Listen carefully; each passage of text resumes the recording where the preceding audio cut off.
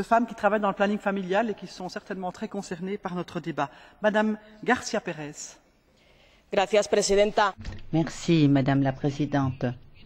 Certains auraient préféré qu'il n'y ait pas de discussion aujourd'hui, qu'on parlait de compétences de l'Union européenne pour escamoter une question fondamentale, les valeurs de l'Union, la liberté et la dignité de la femme.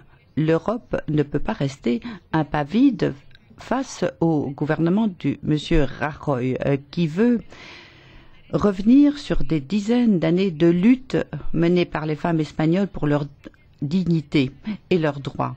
En Espagne, il ne faut pas changer la loi, à moins de vouloir imposer à l'ensemble de la situation espagnole la morale d'une minorité.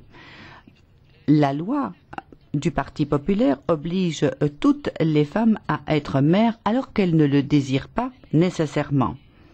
Le projet de loi parle de protection aux personnes non encore nées, mais on oublie ceux qui sont déjà nés, les enfants aujourd'hui qui vivent dans la pauvreté, parce qu'on oblige les femmes espagnoles à mettre au monde des enfants avec handicap, alors que l'on retire l'aide donnée aux familles les plus démunies. En plus, la loi est discriminatoire. Les femmes à fort revenu vont pouvoir se faire avorter dans d'autres pays de l'Union européenne, alors que celles sans revenus vont devoir passer devant des faiseuses d'anges ou passer par des avortements clandestins.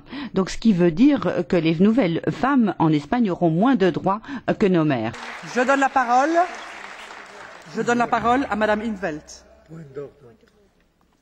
Motion. Monsieur Cashman.